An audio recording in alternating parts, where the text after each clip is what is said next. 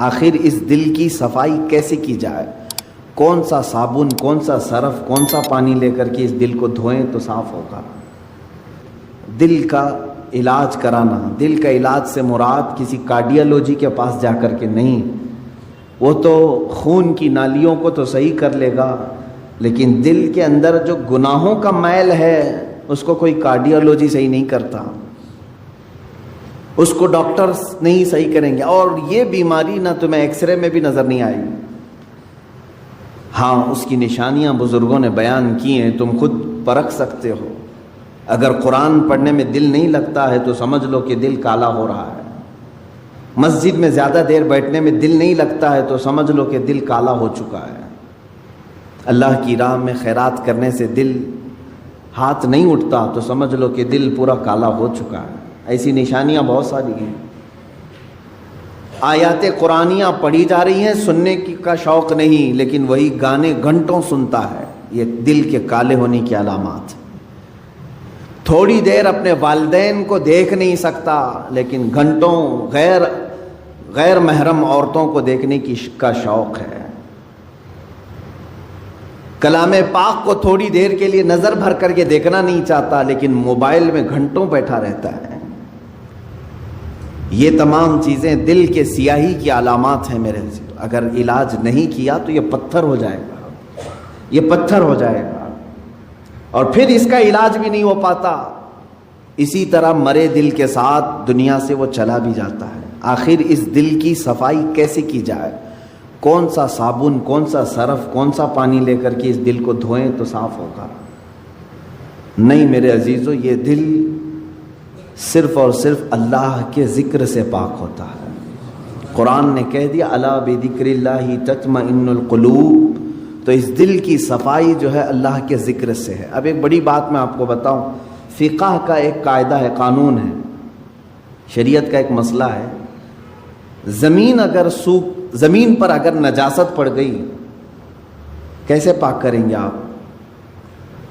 کھلی زمین تھی، گوبر پڑا ہوا ہے، پاک کرنے کا طریقہ، ہر چیز کو پاک کرنے کا طریقہ الگ الگ ہے۔ مسائل آپ پڑھیں گے تو سمجھ میں آئے گا۔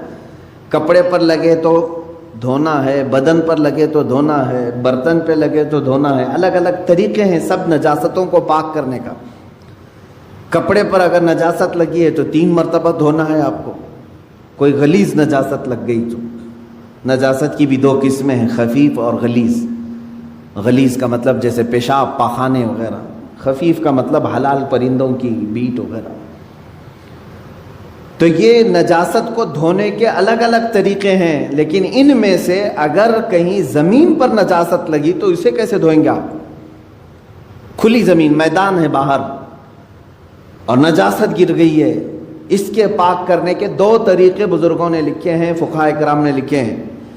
پہلا طریقہ یہ ہے کہ بارش اتنی آ جائے کہ وہ نجاست بہہ جائے، بارش اتنی آ جائے، توجہ ہے نا، زمین کے پاک ہونے کے 2 طریقے ہیں۔ بارش اتنی آ جائے کہ نجاست وہ بہہ کے چلی جائے۔ دوسرا طریقہ ہے یا تو دھوپ اتنی زیادہ پڑ جائے کہ وہ نجاست سوکھ کر کے ختم ہو جائے، وہ زمین پاک ہو گئی۔ یا تو بارش سے زمین پاک ہوگی یا تو دھوپ سے زمین پاک ہوگی۔ یہ 2 قاعدے ہیں شریعت کے۔ نجاست یا تو بہہ کے چلی جائے یا سوکھ کر کے چلی جائے، سوکھ کر کے جب ختم ہو گئی تو زمین پاک ہو گئی۔ اب آئیے میں یہ بات کیوں بتا رہا ہوں آپ کو۔ مشہور صوفیہ اکرام نے فرمایا، اے بندے، اسی طرح تیرے دل کی جو زمین ہے اس پہ اگر گناہوں کی نجاست لگ جائے تو اسے بھی دھونے کے 2 طریقے ہیں، اسے پاک کرنے کے 2 طریقے ہیں۔ جس طرح زمین بارش کے برسنے سے پاک ہو جاتی ہے، اسی طرح تیرے دل کی زمین اللہ کے ذکر سے پاک ہوگی۔ اللہ کا ذکر برسات ہے، یہ بارش ہے، قرآن کی تلاوت بارش ہے۔ جیسے ہی بندہ ذکر کرنے لگتا ہے اس کے قلب پر اللہ کے انوار برسنا شروع ہو جاتے ہیں، وہ نجاست بہہ کے چلی جائے گی۔ اور دوسری، وہ آج کے زمانے میں مشکل ہے، اگر دل کی زمین نجاست سے ملوث ہو گئی ہے، ناپاک ہو گئی ہے، ایک طریقہ میں نے زمین کا بتایا بارش کا، دوسرا طریقہ ہے دھوپ کا۔ دل کی نجاست کو دھونے کے لیے ایک ذکر الہی کی برسات یا تو پھر شیخ کامل کی نگاہوں کی گرمی سے، شیخ کامل کے نگاہوں کی گرمی سے نجاست پاک ہو سکتی۔ یہ دو طریقے ہیں۔ شیخ کامل کا حصول معمولی بات نہیں ہے، اس میں برسا برس لوگ تلاش میں لگانا چاہیے، لیکن یہاں تو آج حال یہ ہے کہ کہیں سے کوئی بھٹک کے پیر میرے گھر آ جائے میں اس کا دامن پکڑ لوں گا۔ در حقیقت جسے اپنے بیماریوں کو صحیح کرنے کی طلب ہے وہ سچے پیر کی تلاش میں گھومتا پھرتا رہے گا، یہ نہیں کہ بازار میں بیٹھ کر کے انتظار کرے گا۔ اسے تو ڈھونڈتے رہنا چاہیے کنٹینیو کہ کہیں مجھے شیخ کامل ملے جو میرے دل کے مرض کا علاج کرے، جس کے پاس بیٹھوں تو مجھے گناہوں سے نفرت پیدا ہو جائے اور میرے دل کے اندر گناہوں کی جو نجاست ہے اس کی نگاہوں کی گرمی سے دھل جائے۔ اور یہ دو چیزیں ہوتی رہی ہیں۔ آپ کو میں یہ دونوں چیزیں اگر سناؤں، بابا فرید الدین گنج شکر رحمۃ اللہ تعالی علیہ یہ خود جو ہے اپنے، ظاہر سی بات ہے قلب میں ان کے نجاست کی بات تو میں نہیں کروں گا، لیکن انہوں نے 12 سال کنٹینیو ایک جنگل میں کھڑے ہو کر کے ذکر کیا۔ ان کے جسم پر بیلیں لپٹ گئی تھی، وہ درختوں میں چھپ گئے تھے، لوگ پہچانتے بھی نہیں تھے، 12 سال تک وہاں رہ گئے اور ذکر الہی میں مشغول تھے۔ اور اس کے بعد ان کے مرید صادق محبوب الہی نظام الدین اولیاء رضی اللہ تعالی جو حضرت خواجہ فرید الدین گنج شکر کے مرید بھی ہیں، خلیفہ بھی، محبوب الہی، ان کا حال یہ تھا کہ یہ اپنے شیخ کی نگاہوں سے، صرف بابا فرید نے صرف ان کے قلب پر نگاہ ڈالی اور ان کی دنیا بدل گئی تھی، اور پھر وہ اس راستے پر ایسے آئے کہ اپنے وقت کے قطب بن گئے۔ تو یہ ہوتا ہے شیخ کے نگاہ کی گرمی یا تو دلوں کو بہت پاک کر دے اور بہت اعلیٰ بنا دے، یا تو پھر ذکر الہی کی کثرت کہ بندے کے دل کو پاک و صاف کرے۔ یہ دو ہی چیزیں ہیں میرے عزیزو، یہ دو کو چھوڑو گے تو پھر یہ زمین اتنی نجس ہو جائے گی، اتنی نجس، یوں سمجھ لو کہ کوئی ایک زمین، جیسے ہمارے ہبلی کے باہر بھی کہیں ڈمپنگ گراؤنڈ تو ہوگا جہاں سارے لوگ کچرا پھینکتے ہیں، اس کے پاس سے گزرو گے تو ناک پکڑ کر کے جانا پڑے گا۔ ایک وقت ہمارے دلوں کا بھی ایسا آتا ہے کہ اتنی نجاست اس میں آ جاتی ہے کہ فرشتے قریب آنے سے کراہت محسوس کرتے ہیں، نہیں آتے فرشتے۔ دلوں کی گندگی اور غلاظت اتنی بھی بڑھ سکتی ہے، کیوں؟ ہم نے کبھی دھویا ہی نہیں اس کو، گناہ پر گناہ، گناہ پر گناہ، گناہ پر گناہ ہوتے رہے لیکن دھویا کبھی نہیں۔ کیا ہوگا اس کا حال؟ آپ ان لوگوں کو دیکھتے ہوں گے جو سادھو وغیرہ جن کے جٹ ہوتے ہیں بال، کبھی نہیں نہاتے بیچارے، نہیں نہانے کی وجہ سے بال پورے جمع ہو جاتے، ہوتا ہے، ایک دوسرے سے بال چپک کر کے مل جاتے ہیں اور پھر اتنی غلاظت اس کے اندر ہوتی ہوئی، واللہ اعلم وہ کون سے طریقے پر چلتے ہیں، کون سا دین ہے مجھے نہیں معلوم، لیکن کنٹینیو اگر آدمی پانی بھی نہ لگائے بالوں کو تو یہ جم جاتے ہیں، ایک دوسرے سے مل جاتے ہیں اور پھر جٹ بن جاتے ہیں، کھول بھی نہیں سکو گے، زندگی بھر کاٹ کے ختم کرنا پڑے گا۔ سوچو اگر دل کو کبھی نہیں دھویا آپ نے تو اس دل کی بھی وہی کیفیت ہوتی ہے جیسے وہ بالوں کا جٹ ہے، اتنا غلیظ ہو جاتا ہے۔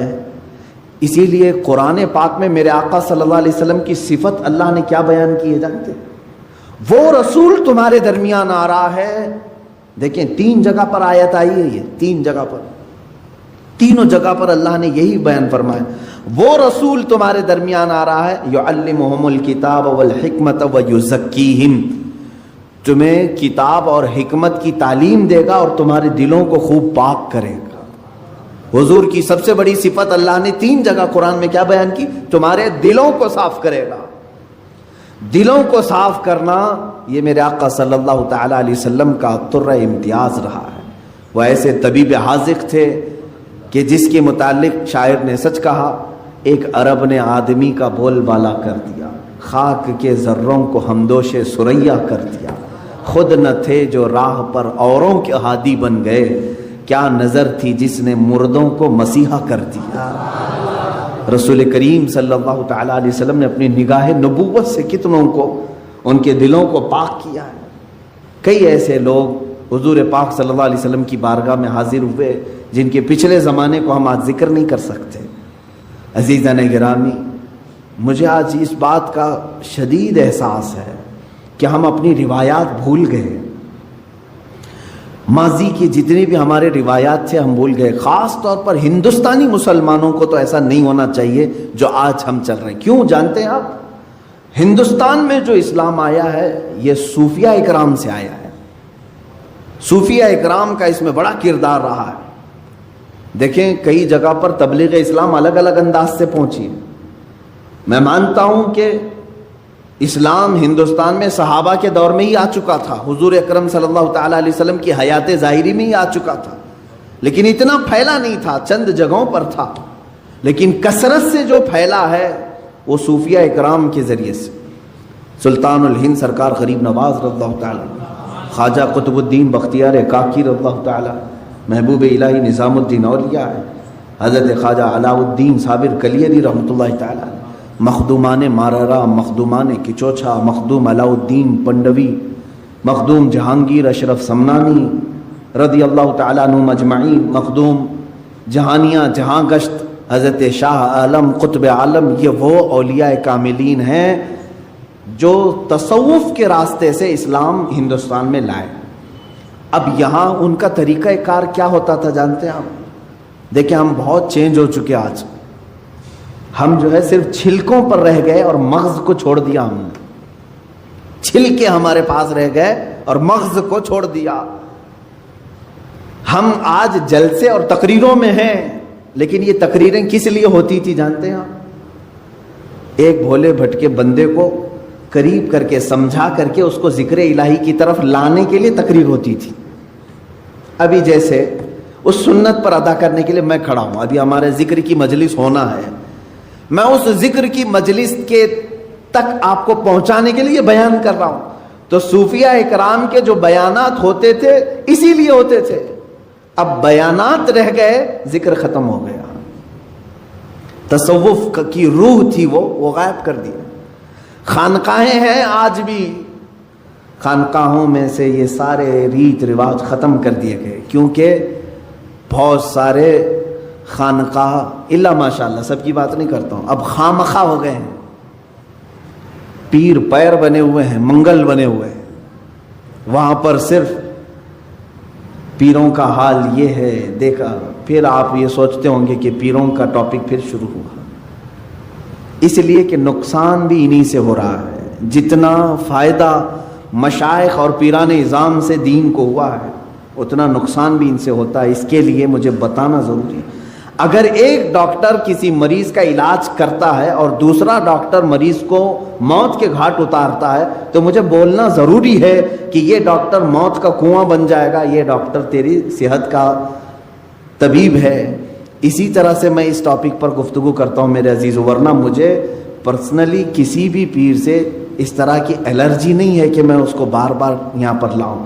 جو پیر ہے نہیں ہم تو اس کو خاطر میں لاتے بھی نہیں، لیکن جو لباس اوڑھا جاتا ہے اس کے لیے میں کہتا ہوں سب جگہ اکثر خانقاہوں میں لینا بینک ہے، اور جو آئے وہ سب وہاں جمع کرے، اس کے علاوہ کچھ بھی نہیں۔ سب ان کا سارا مال دولت ساری چیزیں اس پر قبضہ کر کے سانپ کی طرح کنڈلی مار کر بیٹھ جائے، یہ پیر ہے۔ اور میں تمہیں بتاؤں مارہرہ متحرہ میں اعلیٰ حضرت جہاں سے بیعت ہوئے تھے 12 سال تک مجاہدہ کراتے تھے خانقاہ میں رکھ کر کے، تب خلافت دیتے تھے۔ 10 سال 11 سال 12 سال، اور الگ الگ انداز کے ذکر کرائے جاتے تھے، ان کو پیاسا رکھا جاتا تھا، بھوکا رکھا جاتا، اور اگر کوئی یہ برداشت نہ کرے تو اسے کہتے تھے خدا حافظ آپ جائیے، اس راستے کے آپ مسافر نہیں۔ سید آل رسول ماراروی رحمۃ اللہ تعالیٰ علیہ جو اعلیٰ حضرت کے پیر و مرشد ہیں، ان کے پاس ایک صاحب آئے، انہوں نے کہا کہ حضور آپ کی خلافت چاہیے ہم کو، اور تصوف کے سلوک کے راستے پر میں چلنا چاہتا ہوں۔ کہا آپ آج ہی تو آئے ہیں، مہمان ہیں، آپ آج رہیے، کل بات کریں گے۔ ان کو گھر پر ٹھہرائے، خانقاہ میں کمرے بنے ہوتے تھے، خادم سے کہا کہ مچھلی بھون کر کے اچھی طرح سے فرائی کر کے ان کو پیش کرنا، خوب مچھلی کھلاؤ، باقی کچھ بھی مت کھلاؤ، آج یہ ہمارے مہمان ہیں۔ خادم سے کہا لیکن پانی مت دینا۔ اس نے مچھلی خوب کھلایا، پانی کا ایک گلاس بھی نہیں دیا۔ پیر و مرشد نے کہا تھا مچھلی کھلا کر کے کمرے کا دروازہ باہر سے لاک کر دینا اور تم چلے جاؤ۔ رات کو مچھلی کھلایا انہوں نے، پیٹ بھر کر مولانا صاحب نے مچھلی کھائی اور پانی نہیں ملا۔ وہ چیختے رہے، چلاتے رہے۔ مچھلی جب پیٹ میں جاتی ہے تب بھی پانی مانگتی ہے، بہت تیز پیاس لگتی ہے، کیونکہ وہ پانی میں رہنے والی چیز ہے۔ جب پیٹ میں جاتی ہے تو تب بھی اسے پانی کی ضرورت ہے۔ وہ تڑپنے لگے، پکارا پکارا پکارا، کوئی نہیں آیا۔ چلانے بھی لگے، یہ کون سی مہمان نوازی ہے، یہ کیا کر رہے ہیں؟ وہ بیچارے رات بھر اسی طرح پیاس کی شدت میں تڑپتے رہے۔ صبح ہو گئی، پارا گرم تھا۔ صبح کے وقت خادم نے دروازہ کیا کھولا کہ اس پر حملہ کر دیا۔ کہا کہ یہ بھی کوئی مہمان نوازی ہے، یہاں پر لا کر کے مچھلی کھلایا، پانی نہیں دیا، میں رات بھر تڑپتا رہا۔ کہاں ہے حضرت تمہارے؟ حضور بیٹھے ہوئے تھے، سید آل رسول رحمۃ اللہ علیہ، وہ چیختے چلاتے ہوئے آئے۔ کہا کہ یہ کیسی بدتمیزی ہے ہمارے ساتھ، آپ نے ہمارے ساتھ ایسا کیا۔ بس حضرت نے فرمایا نرم ہو جائیں، نرم ہو جائیں، آپ بیٹھ جائیں۔ اس کے بعد ان کو پانی پلایا گیا۔ ان کو نذرانہ دے کر کے حضرت نے کہا کہ ٹھیک ہے اب آپ جا سکتے ہیں، آپ جا سکتے ہیں۔ انہوں نے کہا یہ کل رات کیا ہوا؟ کہا اس راستے کی پہلی پیاس برداشت نہیں کر سکے اور ذکر کے اور خلافت کے بوجھ کو کیسے اٹھا پاؤ گے؟ اب خلافت اتنی آسان کر دی گئی کہ ہول سیل مل رہی ہے، ایک کی لینے جاؤ 10 کو دے دیا جائے۔ عزیزان گرامی، اولیاء کاملین کہ میں بات کہاں سے چھیڑا ہوں، میری بات یہ تھی کہ ہندوستان کے مسلمانوں کو کم سے کم مغز تصوف کو بھولنا نہیں چاہیے تھا، کیونکہ ہمارے ہاں اسلام آیا ہی اس راستے سے تھا۔ جانتے ہیں کہ صوفیہ اکرام اسلام کی تبلیغ کرتے تھے تو سب سے پہلے ذکر کی تلقین کرتے تھے۔ اتنے اذکار تمہارے گھر گھر میں ذکر کی آواز آتی تھی، گھر گھر میں۔ محبوب الہی نظام الدین اولیاء رحمۃ اللہ تعالی علیہ کے زمانے میں ہی یا ان کے بعد غالباً حضرت اورنگزیب رحمۃ اللہ علیہ کے زمانے میں، مجھے خیال نہیں پڑتا ہے، اورنگزیب ہاں چونکہ وہ شریعت کے بہت زیادہ پابند تھے، ان کے زمانے میں ایک بزرگ یا محبوب الہی ہوں جو بھی ہوں، دلی میں وہ اپنے چند مریدین کو لے کر خیمے کے اندر بیٹھے ہوئے تھے۔ خیمہ جانتے ہیں نا، ٹینٹ، 4 کونوں کو باندھا جاتا تھا زمین سے، زمین میں کوئی موٹا سا کیل گاڑ کر کے اس پہ خیمے کی رسیاں گاڑ کر کے رکھتے تھے۔ یہ عارضی ٹینٹ جیسے آدیواسی لوگ یا خانہ بدوش لوگ باندھتے، وہ بزرگ دلی میں خیمہ باندھ کر کے اپنے مریدین کو تلقین کر رہے تھے، اور وہاں سماع کی محفل چل رہی تھی، محفل سماع۔ محفل سماع کا مطلب یہاں بہت سارے لوگ دھوکے میں آ جاتے ہیں، ڈانس کرنے کو، رقص کرنے کو سمجھتے ہیں محفل سماع۔ بے وقوفو، تم نے اولیاء کاملین کی دھجیاں اڑانا شروع کی ہیں۔ قوالی جس طرح سے رقص اور ڈانس کر رہے، یہ محفل سماع نہیں۔ محفل سماع تو وہ تھی کہ ان کو اگر چاقو بھی مار دی جاتی تو انہیں خبر نہیں ہوتی تھی۔ محفل سماع میں کیونکہ جو حقیقی کلام پڑھے جاتے تھے اور صاحب جو پڑھنے والے ہوں باشرہ ہوتے تھے، محفل میں بیٹھنے والے اہل دل ہوتے تھے، یا نمازوں کا ٹھکانہ نہیں ہے اور سماع سے کہاں لطف آئے گا۔ ہاں یہ ان لوگوں کو دیکھیں آپ، یہ جتنے بھی جھومتے رہتے ہیں، ہا ہو کرتے ہیں، ڈانس کر رہے ہیں، ان کے سامنے قرآن کی 2 سورتیں پڑھو، دیکھو کوے کی طرح بیٹھے رہیں گے۔ میاں اللہ کا کلام تیرے دل پہ اثر نہیں کیا، ایک آدمی ایک شاعر کی بات پر تو جھومنے لگ گیا، کیسی نا انصافی ہے، کیسی نا انصافی ہے۔ جو تیرا خالق بیان کر رہا ہے وہ کلام ربانی، کبھی سننے کا دل نہیں کرتا تجھے؟ قرآن مقدسہ سنتے ہونا یہ چاہیے کہ رونگٹے کھڑے ہو جائیں۔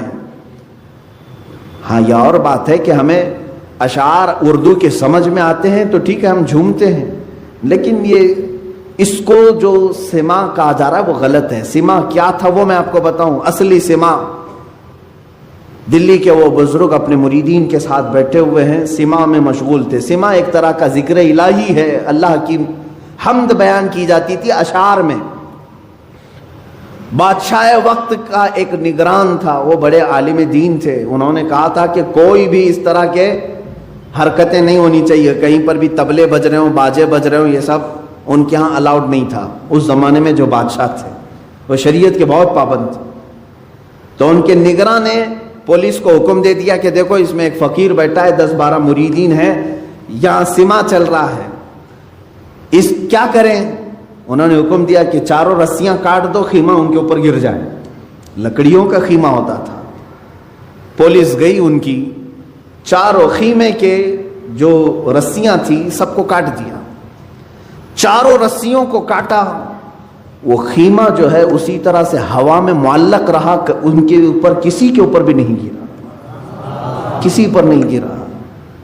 تب اس نگراں نے بادشاہ کے جو نگراں تھے انہوں نے کہا چھوڑ دو اس جماعت کو, یہ حقیقی سما میں مشغول ہے, حقیقی ذکر میں مشغول ہے.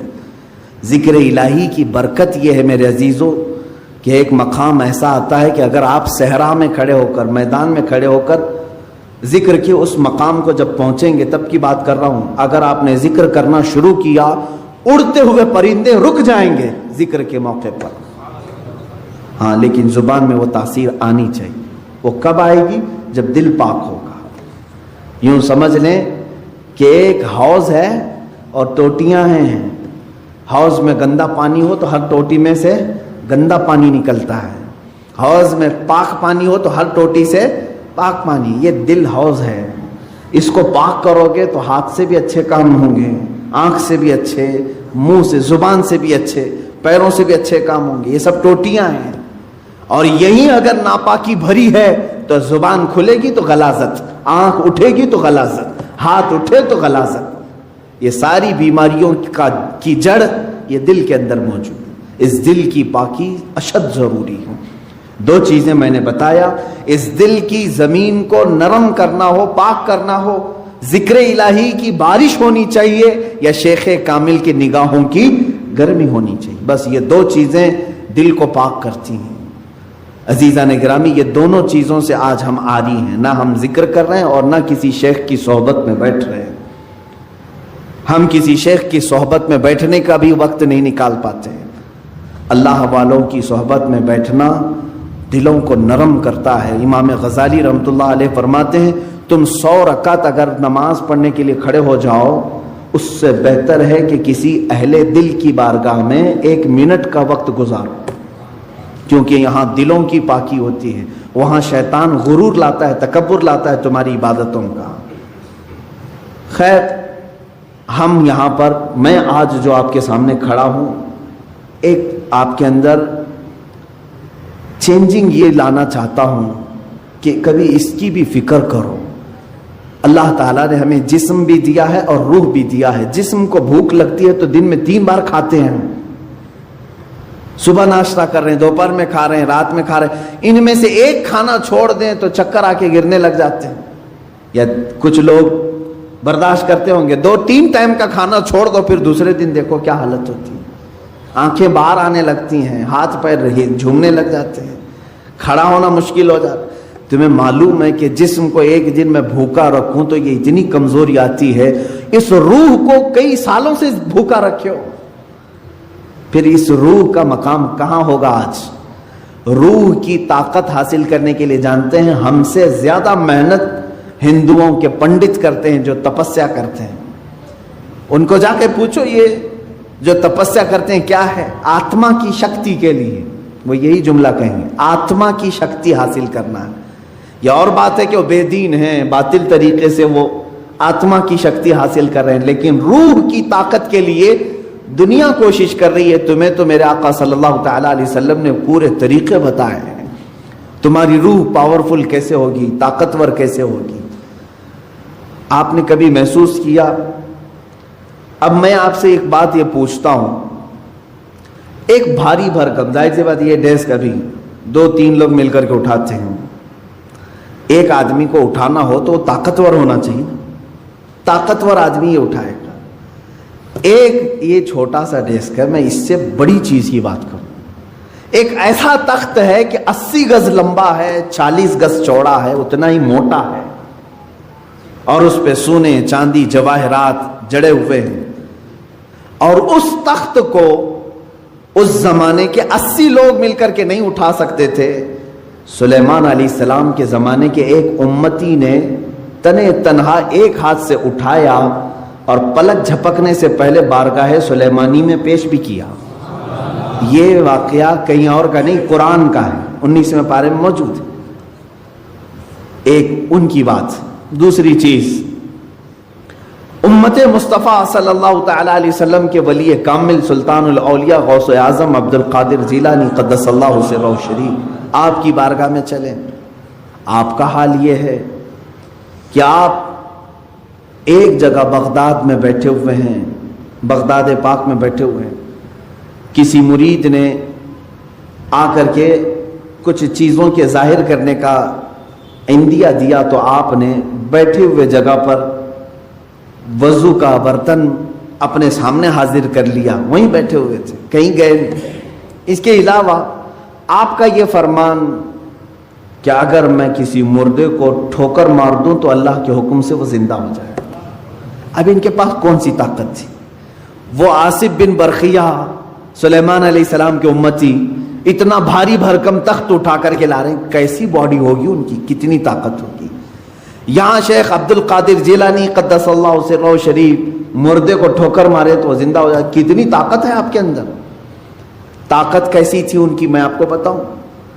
حلیہ اگر پڑھیں گے غوث پاک رضی اللہ تعالیٰ عنہ کا، نہایت ہی دبلے پتلے تھے غوث پاک، کثرت عبادت کی وجہ سے گردن کی ہڈیاں دکھتی تھیں۔ غوث پاک رضی اللہ تعالیٰ عنہ نحیف تھے، یعنی موٹا بدن نہیں تھا آپ کا، دبلا بدن۔ سرکار غوث پاک رضی اللہ تعالیٰ عنہ کبھی کبھار تو ایسا ہوتا کہ کثرت بھوک کی وجہ سے غش کھا کر گر جاتے تھے۔ یہ جسمانی طاقت کی بات کر رہا ہوں۔ تو پھر ایسے کمزوری ہے اگر جسم کے اندر، ایسا نحیف شخص ہے کوئی اور وہ اتنا بڑا کام کر کے دکھائے کہ ٹھوکر مارے تو مردہ زندہ ہو، یہ کون سی طاقت ہے؟ سمجھ میں آیا کہ میرے عزیزوں، ساری طاقتیں جسم کی نہیں ہوتی، کچھ طاقت روح کی بھی ہوتی ہے۔ ان اولیاء کاملین کے پاس جو طاقت و قوت تھی وہ روحانی پاور تھا، اس کو ان لوگوں نے اتنا بلند کر رکھا تھا کہ جسم کے طاقت کی کبھی انہیں ضرورت بھی نہیں پیش آتی۔ آج اس طاقت کی طرف آؤ، مہینے میں ایک مرتبہ، ہفتے میں ایک مرتبہ، بلکہ ہونا یہ چاہیے کہ جس طرح میرا مولا کنٹینیو ہمیں انعامات و اکرامات کی بارشیں فرما رہا ہے، روز ہم اس کا ذکر کریں۔ ذکر کے الگ الگ طریقے ہیں، ایک تو اجتماعی طور پر ہم یاد کرتے ہیں، ایک ہوتا ہے تنہائی میں بیٹھ کر کے آپ اسے یاد کریں۔ اللہ تبارک و تعالی ہر ذکر کو قبول کرے گا۔ رات کے وقت بستر پہ چلے گئے تو بغیر ذکر الہی کے نہ سوئیں۔ ذکر کا مطلب ضروری نہیں کہ 100 مرتبہ یہ چیز وہ چیز کرنا چاہیے۔ اللہ رب العزت کو جس حالت میں بھی یاد کرو گے اس کو ذکر الہی کہتے ہیں، ذکر الہی۔ اس کا اثر کیا ہوگا جانتے ہیں آپ؟ اس کا اثر یہ ہے، اللہ اکبر، آیت میں پڑھتا ہوں، اس کا مطلب آپ کو سمجھ میں آ جائے گا۔ اللہ نے فرمایا فَاذْكُرُونِي أَذْكُرْكُمْ وَاشْكُرُوا لِي وَلَا تَكْفُرُونَ، تم میرا ذکر کرو میں تمہیں یاد کروں گا، اور تم میرا شکر کرو، ناشکری نہ کرو۔ ایک ہی جملے پر توجہ دیں، اللہ نے کیا فرمایا؟ فَاذْكُرُونِي أَذْكُرْكُمْ۔ یہ دوسرے پارے کی آیت ہے، تم میرا ذکر کرو میں تمہیں یاد کروں گا۔ اللہ تو کیسے یاد کرے گا؟ بندوں کو کیسے یاد کرے گا؟ یہ سب سے بڑا پوائنٹ ہے، سب سے بڑا انعام ہے۔ اللہ جس بندے کو یاد رکھ لے پھر اس کا کچھ بھی نہیں ہونے والا ہے۔ اللہ جس بندے کو یاد کرے، کب وہ یاد رکھتا ہے، کب یاد کرتا ہے جانتے ہو؟ جب تم ذکر کرتے کرتے پوری عمر بتا گئے، جوان تھے تب بھی ذکر کرتے تھے، بڑھاپے میں بھی اللہ کا ذکر کرتے، اللہ اللہ اللہ کرتے رہے، لا الہ الا اللہ کرتے رہے، اسے یا حی یا قیوم بیٹھتے اٹھتے پکارتے رہے۔ ایک وقت ایسا آتا ہے کہ جب تم بستر پر چلے گئے اور تمہاری زبان بند ہو گئی، تمہاری زبان بند ہو گئی، اب تمہارے اندر بولنے کی طاقت نہیں، اب اس کے بعد تمہارے دل کو بولنے کا حکم دیتا ہے، یہی اللہ کی یاد ہے۔ جب تم چپ ہو جاؤ گے پھر اللہ تمہیں یاد کرے گا۔ اور پھر میں نے ایک بزرگ کے متعلق پڑھا، ان سے ان کے مرید نے پوچھا کہ اللہ ہمیں کیسے یاد کرے گا؟ انہوں نے کہا تو یہاں یاد کر، جب تجھے قبر میں رکھ کر کے سارے چھوڑ جائیں گے وہ تنہا تجھے یاد رکھے گا، جہاں تجھے ضرورت ہے وہ وہاں یاد کرے گا۔ تو یہاں آج یاد کر لے اسے، آج اس کا ذکر کر لے، وہ تجھے تنہا کبھی نہیں چھوڑے گا۔ میرے عزیزو، ذکر کی ان مجالس سے ہم کتنے دور ہو چکے ہیں، اولیاء اکرام کی جو روایات تھیں ان سے ہم کتنے دور آ گئے۔ آج ہمارے دل بیمار ہیں، روح بیمار ہیں، اس کا کبھی علاج کرانے کے لیے ہم کوشش بھی نہیں کرتے۔ میں چاہتا ہوں کہ آج ان اذکار کی طرف ہم جائیں جو اولیاء اکرام سے منقول ہیں۔ بزرگان دین نے یہ اذکار کیے ہیں جس کے بعد انہوں نے اپنے مریدین کو خاطر خواہ نتائج بھی عطا کیے ہیں۔ مثال کے طور پر سب سے پہلے ہم ادب سے کھڑے ہوتے ہیں، کھڑے ہونے کے بعد میں آج طریقہ آپ کے سامنے پیش کر رہا ہوں۔ دائرے میں، حلقے میں کھڑے ہوتے ہیں، ایک کا دوسرے سے ہاتھ ملا ہوا ہو۔ اس کی وجہ کیا ہے؟ اس کی وجہ یہ ہے کہ ہو سکتا ہے کہ میں نکما ہوں، میں کمینہ ہوں، میں بد اخلاق ہوں، لیکن مجلس میں اللہ کو کسی نہ کسی کا ذکر پسند آتا ہے۔ 40 مومنین اگر جمع ہو تو وہاں اللہ کا ایک مقبول بندہ ہوتا ہے، ایک مقبول ضرور ہوگا۔ جب ہمارے ہاتھ ایک دوسرے سے ملے ہوں، اس مقبول بندے کے اثر سے اللہ سب کے ذکر کو قبول کرے گا۔ جڑا ہوا ہے نا ایک دوسرے سے۔ دوسری چیز اس کے آداب ہیں۔ اس کے آداب میں یہ ہے کہ جب ذکر کے لیے حاضر ہوں تو میں بتاؤں گا، سارے وسوسوں سے اور سارے خیالات سے اپنے دماغ کو، اپنے دل کو آزاد کرنا چاہیے۔ صرف تصور یہ ہونی چاہیے کہ میں اکیلا ہوں اور میرا مولا میرے سامنے ہے۔ جب میری پیشی ہوگی اللہ کی بارگاہ میں کیسے کھڑا رہوں گا، اللہ جب مجھ سے حساب کتاب لے رہا ہوگا میں کس طرح کھڑا ہوں، بس یہ تصور کر کے اس کی بارگاہ میں ذکر کے لیے کھڑا ہونا ہے۔ اس کے بعد دیکھو تمہارے جسم کے اندر جو کیفیت آئے گی وہ نہایت تبدیل کرنے والی کیفیت ہوگی۔ تمہارا دل خود بخود رونا شروع کرے گا جب تم اپنے دل کی طرف توجہ کرو گے۔ ایک بات یہ بھی یاد رکھیں، اللہ رب العزت کو یاد کرنے کے بعد بندے کی آنکھوں سے آنسو آنے چاہیے۔ کیوں؟ اس سے بھی پتہ چلتا ہے کہ زمین نرم ہے یا سخت ہے۔ روڈ پہ بارش ہو تو کوئی پودا نہیں اگتا، 10 سال بھی بارش ہو پودا نہیں اگتا۔ نرم زمین پر ایک دن بارش ہو دوسرے دن گھاس نکل آتی۔ کیوں؟ بارش کا کیا قصور ہے؟ بارش ایک ہی ہے برسنے والی، وہ نرم زمین پہ بھی وہی بارش برس رہی ہے، روڈ پر بھی وہی برس رہی ہے، لیکن دونوں جگہ اثر الگ الگ کر رہی ہے۔ اسی طرح میرے عزیزو، ذکر الہی کی یہ بارش ہے، قرآن کریم کی تلاوت بارش ہے، یہ جب تمہارے دل پر برستی ہے، نرم زمین ہوگی تو فوراً آنسو نکل آتے ہیں۔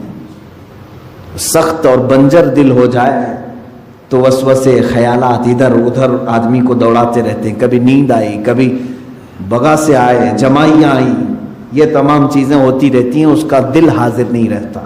اسے چاہیے کہ کنٹینیو پھر اپنے دل کا علاج کرے، زیادہ سے زیادہ ذکر کی مجلس میں شرکت کی کوشش کرے اور خود اپنے طور پر ذکر کو بجا لاتا رہے۔ یہ میں آداب آپ کو بتا رہا ہوں۔ اس کے علاوہ میں کھڑے ہونے کے بعد انشاءاللہ آپ کو عرض کروں گا، اولیاء کاملین میں سے سلطان مخدوم اشرف سمنانی رحمۃ اللہ تعالی علیہ کے اذکار ہیں۔ حضرت سلطان باہو رحمۃ اللہ تعالی علیہ جو ہر لفظ پر ہو کہتے تھے،